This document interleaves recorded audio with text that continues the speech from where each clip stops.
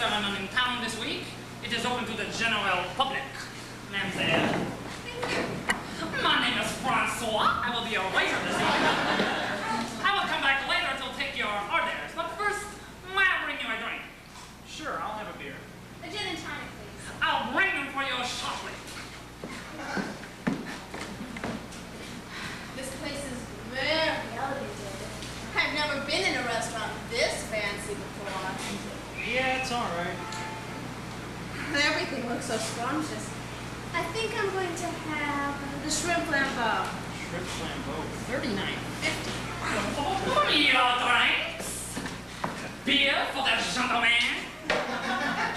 And the gin and tonic for the lady. Thanks.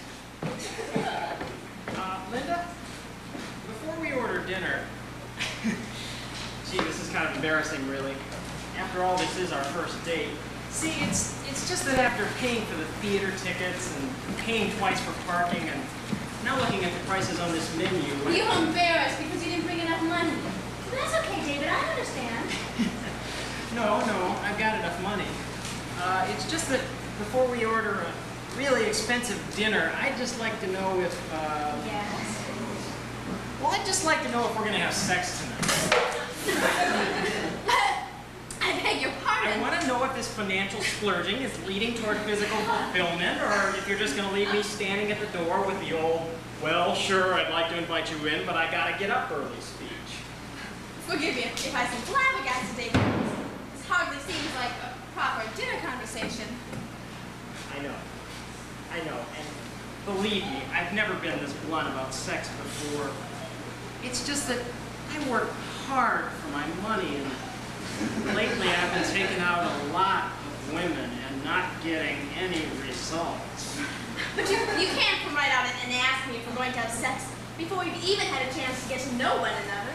You have to let the evening take its course. I can appreciate what you're saying, Linda. And if we were going Dutch tonight, I'd agree with you 100%. But I'm footing the bill here, and let's face it, whether or not we have sex is completely in your hands. Personally, I don't think it's fair. And I don't think it's fair for me to have to make up my mind right now. Why not? I have.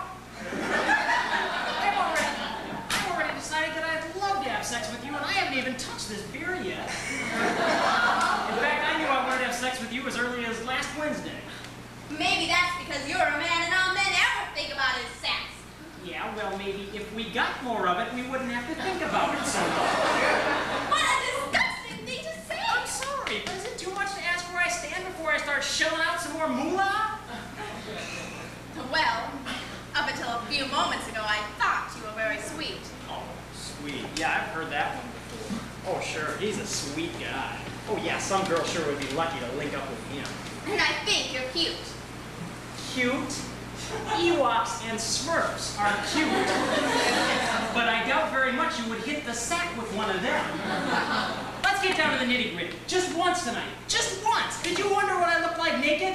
Or did you wonder what it'd be like to have my flesh pressed against yours in a moment of hot, sweaty passion? Excuse me if I'm interrupting a moment of amour. But may I take your orders now? No, I don't think we'll be dining tonight, thank you. Oh? Does Francois detect the tone of displeasure in Mademoiselle's voice?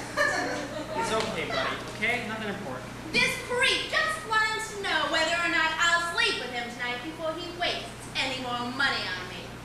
Oh, I see. You know, I think I may be able to be of some assistance in this matter. Do you mind if I drop my ridiculous French accent for a moment? Sure, pal, whatever you want, okay? Okay. Now, you're a guy, and I'm a guy. So I think I know where you're coming from. Now me, I can't begin to count the number of times I took out a woman, spent a bundle on her, only to end up at home with a Playboy in one. Get to the point! Francois. Yeah. Okay. How much you figure this evening gonna set you back? Well, if we have some more drinks and then dinner, it's gonna be over $100. And you figure you'd be wasting that $100 if you don't get a little physical gratification from this bimbo, right? I object to being called a bimbo! Well, I'm sorry, but when two guys are talking man to man, words like bimbo are apt to fly. I'm sure you're a very nice girl. Otherwise, we wouldn't have situations here. Now, what we we gotta do is to protect you from any sort of financial risk, right? Well, yeah, but how? Easy. Take out a lover's insurance policy from Mutual to Romance. Lover's insurance? Exactly. Say Romeo here does spend that $100 and you don't put out. Lover's insurance will actually reimburse him up to 80% of his total investment. Now, of course, there's a $10 deductible clause. But when's the last time you spent $10 on a date? 7th grade, right? Hey, what if I buy a girl flowers on Valentine's Day? Or what if I buy a new outfit trying to impress her? No problem. They're covered. That's amazing. No, that's sexist. Maybe on the outside. But look at it from this point of view. Now that he isn't so worried about throwing away his hard-earned cash, he's not as liable to put so much pressure on you, right? As a matter of fact, thanks to Lover's Insurance, you'll probably get asked out by a lot of other guys who ordinarily just wouldn't want to take the risk.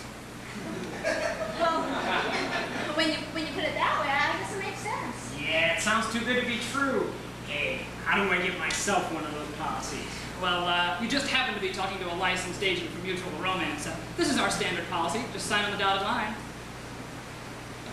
Terrific. Now, your first premium is $28. That's not due till the 15th of next month. But I'm covered now? Oh, from this moment on. You can even claim dinner tonight if all goes not so well. Hey, I can't lose. Come on, Linda, let's fly to France and have some real French food. Gee, I've never been to France before. Thanks, Francois, buddy.